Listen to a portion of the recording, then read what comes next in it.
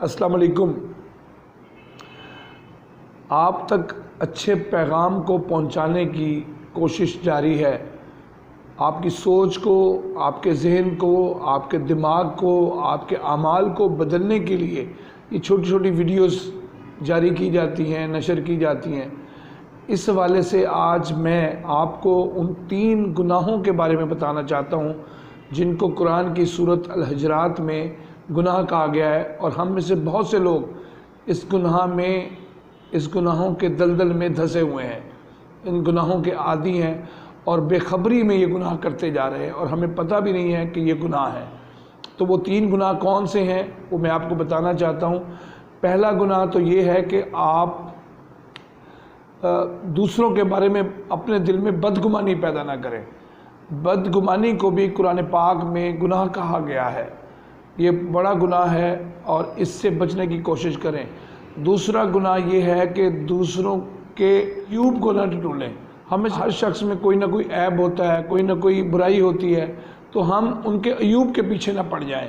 اب ٹٹولنا شروع کر دیں، کھوج لگانا شروع کر دیں، لوگوں سے دریافت کرنا شروع کر دیں، ان کی زندگیوں میں جھانکنا شروع کر دیں، ان کی نجی جو محافل ہیں، ان کی جو نجی نشست و برخاست ہے اس میں نہ ہم پڑ جائیں اور ہم ہدف بنا لیں کسی کو کہ اس کے عیوب ٹٹولنے اور پھر ان کی تشہیر کرنی ہے۔ تیسرا گناہ جو ہے وہ بھی بڑا خوفناک گناہ ہے اور اللہ نے اس سے بھی سورہ حجرات میں منع فرمایا ہے، وہ یہ ہے کہ ہم پیٹھ پیچھے کسی کو برا بھلا نہ کہیں۔ اور پیٹھ پیچھے برا بھلا کسی کو کہنا ایسا ہی ہے جیسے اپنے کسی مرے ہوئے بھائی کا گوشت کھانا۔ بہت بڑا گناہ۔ ہمیں اگر کوئی کہے کہ یہ بکری ہے مری ہوئی یا کوئی جانور ہے مرا ہوا، آپ اس کا گوشت کھائیں، ہم نہیں کہیں گے، چاہیے کہ اپنے مرے ہوئے بھائی کا گوشت کھائیں۔ تو کسی کو پیٹھ پیچھے برا بھلا کہنا، اس کے عیوب گنوانا، اس کی شخصیت کو، اس کی ذات کو مسخ کرنا، اس کی برائیوں کی تشہیر کرنا اللہ کو بہت ناپسندیدہ عمل ہے بندے کا۔ اللہ اس کو ناپسند کرتا ہے۔ رسول اللہ صلی اللہ علیہ وسلم کا فرمان ہے کہ وہ معراج کے سفر میں تھے تو آپ نے دیکھا کہ کچھ لوگ جن کے ناخن تانبے کے سے ہیں اور وہ اپنے منہ کو اور سینے کو کھرچ رہے ہیں، ایسے کھرچ رہے ہیں تانبے کے ناخنوں سے۔ تو آپ نے جبرائیل سے پوچھا یہ کون لوگ ہیں؟ تو کہا گیا کہ یہ وہ ہیں جو اب پیٹھ پیچھے اپنے بھائیوں کو، اپنے دوستوں کو برا بھلا کہتے تھے اور ان کی برائیاں بیان کرتے تھے اور ان کے عیوب ٹٹولتے تھے اور اسی طرح کے گناہوں میں لت پت ہوتے تھے۔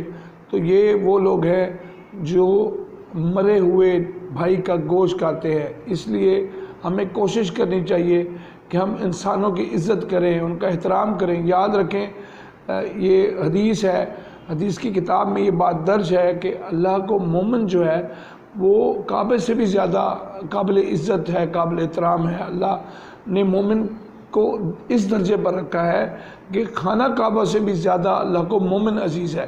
تو اس لیے خواتین و حضرات کوشش کرنی چاہیے 3 گناہوں سے بچیں۔ یہ 3 گناہ جن کو میں نے دیکھا لوگ گناہ ہی نہیں سمجھتے۔ آپ شراب نہیں پیتے کہ یہ حرام ہے، آپ سود نہیں کھاتے کہ یہ حرام ہے، آپ زنا نہیں کرتے کہ یہ گناہ ہے، مگر آپ پیٹھ پیچھے اپنے دوستوں، اپنے بھائیوں، اپنے رشتہ داروں، اپنے عزیزوں کی برائی کرتے ہیں، ان کے بارے میں بدگمانی رکھتے ہیں اور ان کے عیوب ٹٹولتے ہیں۔ آپ دوسروں کو بتاتے ہیں تمہیں پتہ ہے میں بتاؤں وہ کیسا ہے، میں بتاؤں میں نے خود دیکھا ہے۔